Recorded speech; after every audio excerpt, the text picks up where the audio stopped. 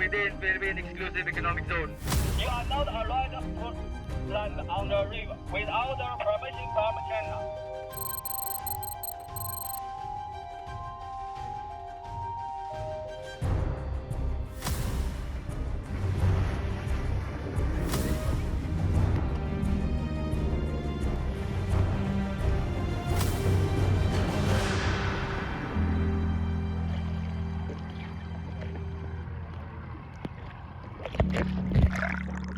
Sa ilalim ng mga alon, nagtatago ang mga hiyas ng ating karagatan.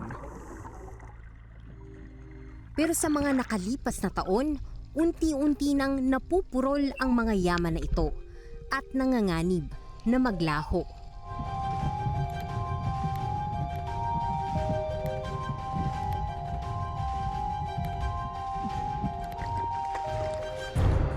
Ito ang Escoda, na bahagi ng West Philippine Sea.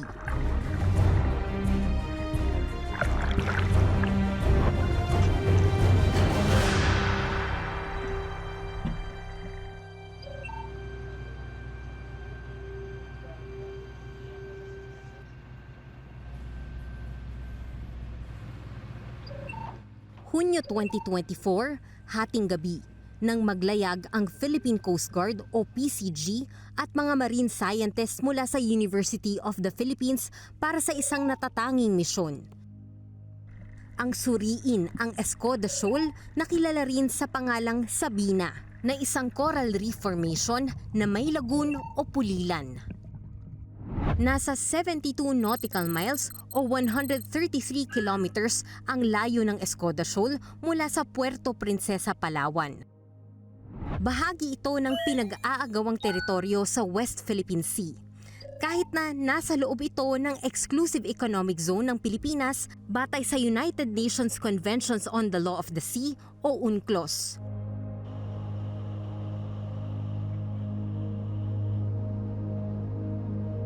Mabagal ang naging usad ng BRP Cabra dahil sa dilim.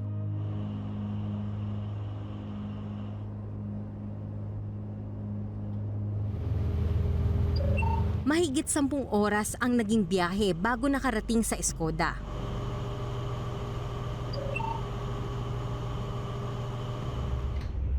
At pinalipat sa mas malaking Teresa Magbanwa, isang barko na ilang buwan nang nakaistasyon at nagbabantay doon matapos mamataan ang mga barko ng China. Abril 2024 nang i-deploy ng Philippine Coast Guard ang pinakamalaking barko nila, ang Teresa Magbanwa, para i-monitor ang di umano'y mga aktibidad ng China sa Escoda matapos madiskubre ang mga durog na corals. Pero hindi pa man kami nakalalapit sa Teresa Magbanwa, nagpakita na kaagad ang barko ng China. Nagpapahiwatig, nagmamatsyag, pinararamdam na naroon sila.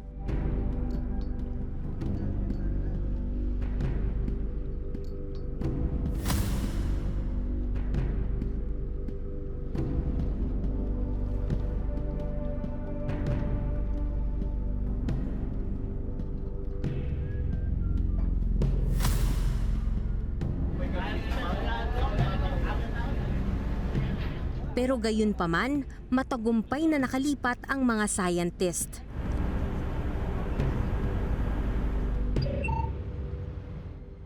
Ngayong araw, sasama tayo sa UP Marine Science Institute saka sa Philippine Coast Guard para pumunta doon sa may shallow area dito sa Escoda Shoal. Doon kasi susuriin ng UP kung ano na ba yung kondisyon ng mga corals.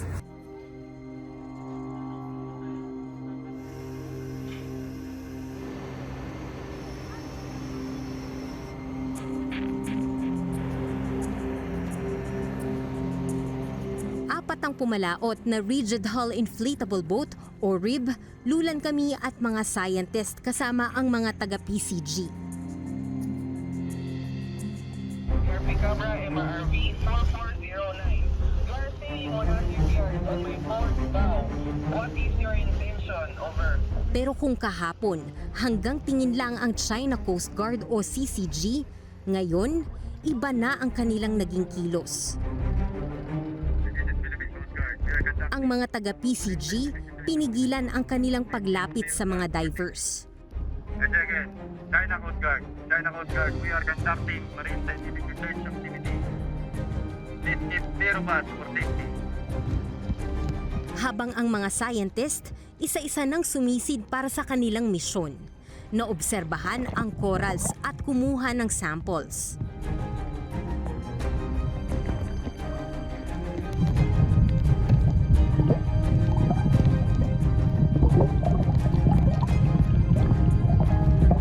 Dalawang China Coast Guard na narib ang nakumaaligid sa amin dito habang nagko-conduct ng scientific research yung mga eksperto mula sa UPMSI. Pero ngayon, sabi nila, nag-deploy na rin daw ng additional na isa pang rib.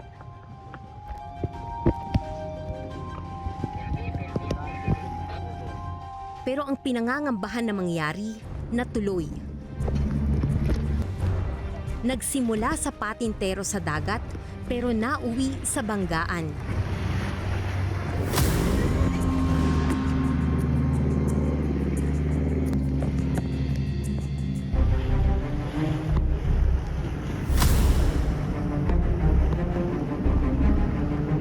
This is China Sea. New here immediately. New here. You are within Philippine Exclusive Economic Zone. You are not allowed to land on the river without the permission from China. China Coast Guard, this is Philippine Coast Guard. Ano man ang naging banta, di natinag ang mga Pinoy sa misyon.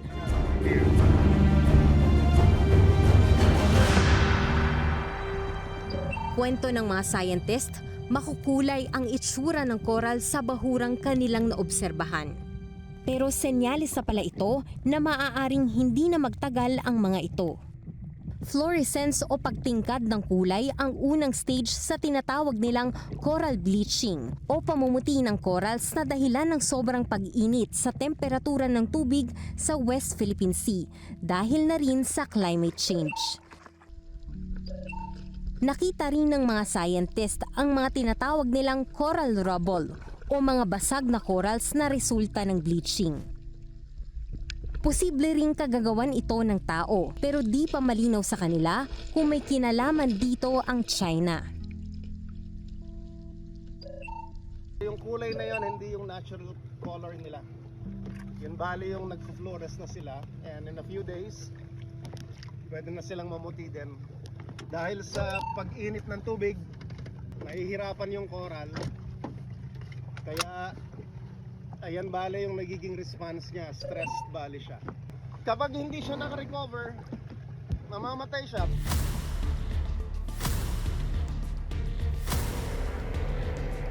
Matapos ang ilang oras na pagsisid, balik Teresa Magbanwa na sana. Pero mauudlot pa pala. Biglang nagsulputan ang mga People's Liberation Army Navy helicopter at dambuhalang hovercraft na rumaragasa sa tubig. Ayon sa PCG, nakatanggap sila ng tawag mula sa China na magsasagawa ito ng amphibious exercise pero duda ang PCG dito. This just an action for China to intimidate ang ating mga marine scientists para tigilan nila yung ginagawa nilang survey dito sa Escoda Shoal. They do not have the proper authority to conduct such amphibious operation within our own exclusive economic zone na hindi naman nila ipinapaalam sa Department of Foreign Affairs.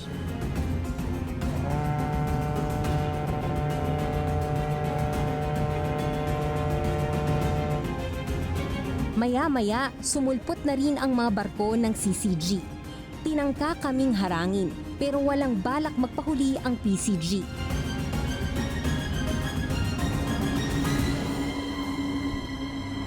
Sa kabila ng lahat, ligtas kaming nakabalik sa Teresa Magbanwa.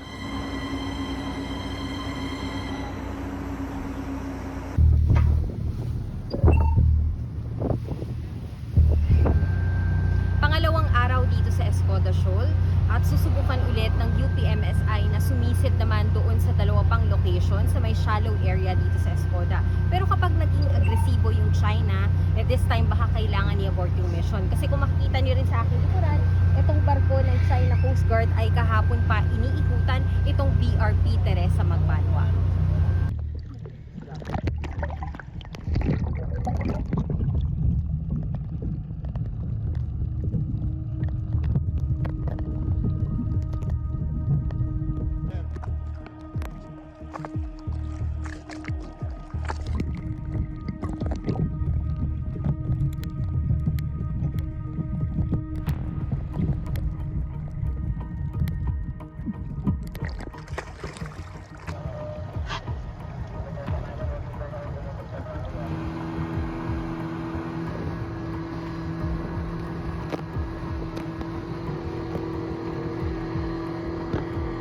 At gaya ng inaasahan, kahaharapin na naman namin ang CCG. Sa pagkakataong ito, speedboat naman nila ang nakipaghabulan.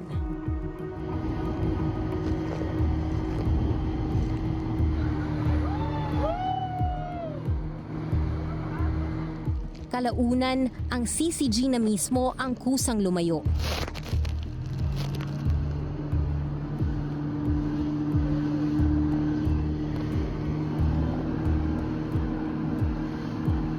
Matapos ang biyahe, sa Maynila na lang nabigyan ng linaw ang mga nadiskubre sa Escoda. Puti na at halos 100% ng patay ang mga corals. Ang ilan, kinapitan na rin ng algae. Majority or almost all of the shallow water nung Escoda Shoal are now dead. Yung mga corals. No? Given the trend, kasi walang exemption eh. There's no space na nakikita namin na may buhay pa na natira. So for me, ang interpretation ko dan ay that's really an ecological disaster for Escoda. May posibilidad na hindi na rin ito maibalik sa dati. Baka mahirapan makarecover ang corals, ang prediction ko, kasi kung nabasag ang mga corals, yung mga baby corals, hindi na sila makadikit. At kung dumikit sila, matatabunan sila. In the future, if we do the monitoring, baka there will be a tendency na yung mga basag na corals na yun mapapile up unless tatangayin sila papunta sa ilalim. Na kung hindi sila tatangayin papunta sa ilalim, ang mangyayari sa kanila, magbi-build up sila into mounds. Kakaunti na rin ang mga isda sa Escoda. Pangamba ng scientists, mawalan ng kabuhayan ang mga mangingisda at maapektuhan ang seguridad ng pagkain sa Pilipinas. Isa pang nadiskubre ang aktibidad ng China sa ilalim ng dagat. We saw some parang sampling pits. May mga kinuwang sample to look at the materials. The remaining research vessel in the area, meron siyang gamit na most likely ay pwedeng gamitin for acoustic surveys. The fact that they're there in large numbers and they've stationed themselves in strategic points and their activities suggest that they're gathering information that can be of use to them in the future. Very likely na there will be piling up of corals from those. So there will be a lot of materials for building islands basically with this death of corals. Ang naging akusasyon noon ng PCG, gumagawa umano ng reclamation ang China sa Escoda. Mariing itinanggi ito ng China at sinabing nagpapakalat ng chismis ang Pilipinas para siraan sila. This is Philippine Coast Guard vessel, BRP Teresa Magbanwa. You are sailing within the Philippine Exclusive Economic Zone. What is your intention? Sa sunod na buwan, Hulyo 2024, pinadala ng China Coast Guard ang CCG-5901, ang pinakamalaking Coast Guard ship sa mundo na may palayaw na The Monster sa Escoda Shoal.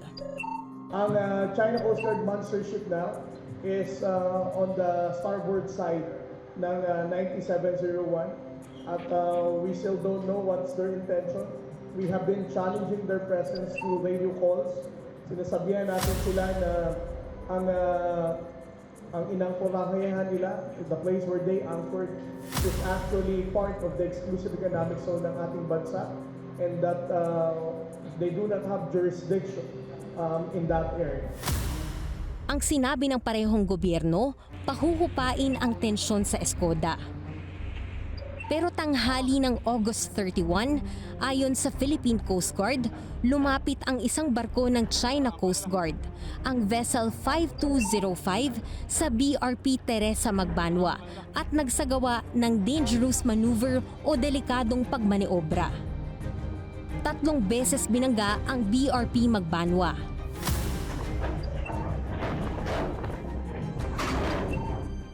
We have issued statements to the Chinese Embassy and even to the Embassy of our Philippines in Beijing, issuing our serious concern with these acts of the Chinese vessels.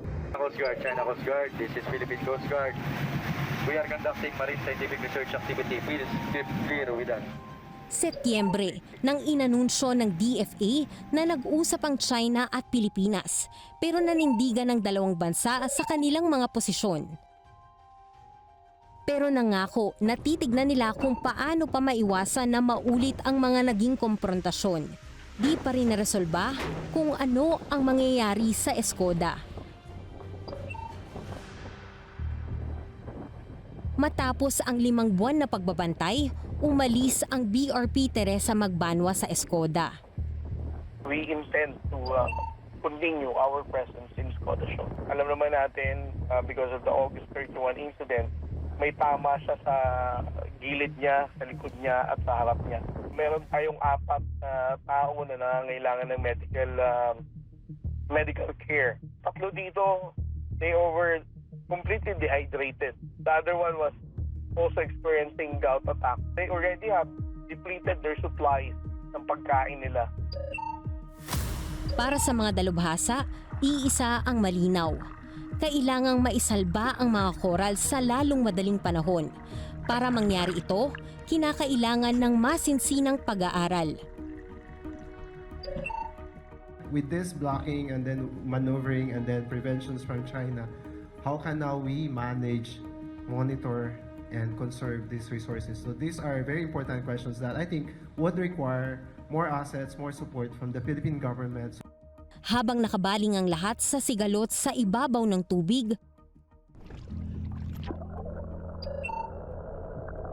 sa ilalim pala ng karagatan, nangungupas ang mga hiyas na tunay nating kayamanan. Sumisimbolo na may mga buhay na dapat pangalagaan. At gaya ng mga koral sa Escoda, nakadudurog isiping sa pag-anod ng panahon, tuluyan na rin silang maglaho.